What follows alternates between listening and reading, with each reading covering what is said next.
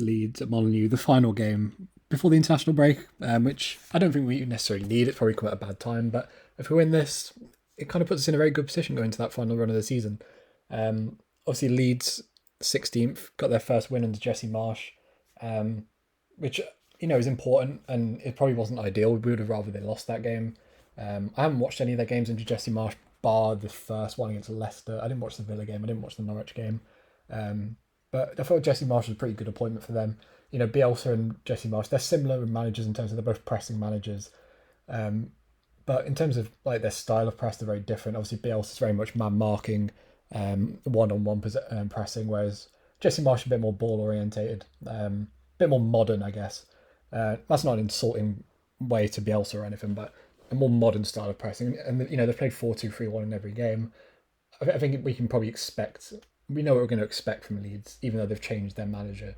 But in terms of the fact that they're not man marking anymore, means Wolves can probably get away from this bullshit thing we keep doing against Leeds, where like, especially Nuno, he kept going, Leeds are such a good opposition, they're so hard to play against, they're so unique, and we just sit back so much for the whole game and invite pressure.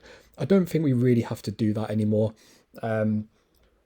especially given where they are in the league. This is the lineup I'd go with. I'd keep it pretty similar, I guess, to the Watford game. We have to take this game to Leeds. There's very clear weaknesses in that Leeds side. They're not physically dominant at all. I think in terms of the league, they've got the lowest aerial win rate, bottom by quite some distance with Everton. So I don't think you need like a Dendonker in this game.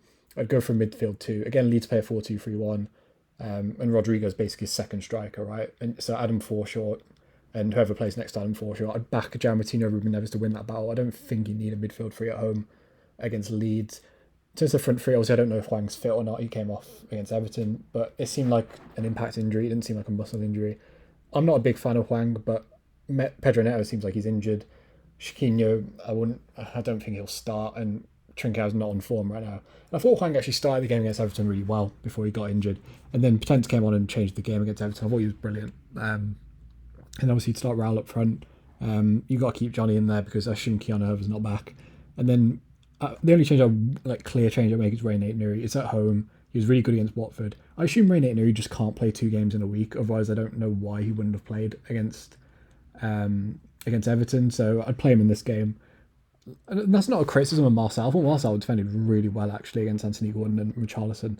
But Ray Nate-Nuri is just a better player, and I'd rather we develop him than play Marcel.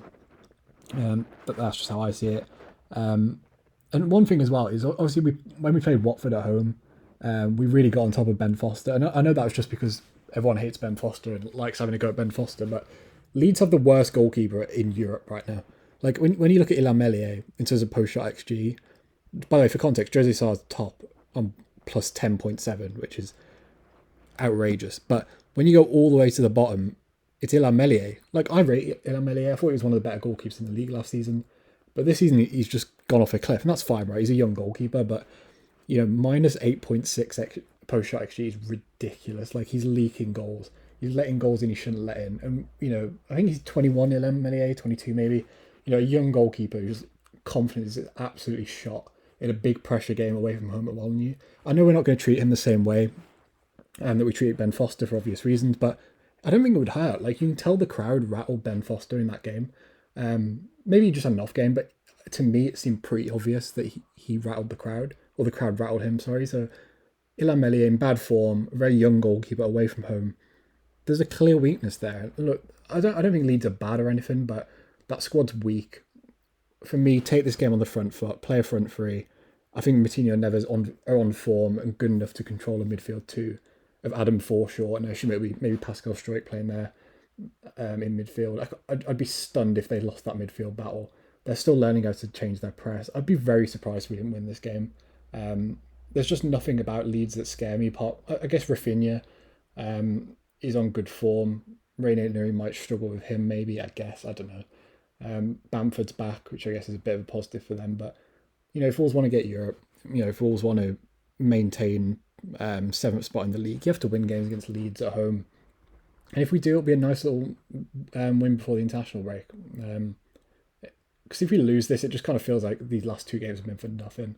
And you kind of go into the last, 10 games this season with nothing to play for. If we win this game, good form, decent fixture list. We can kind of just see what happens. So yeah, if you enjoyed the video, subscribe to the channel, like the video, and yeah, peace.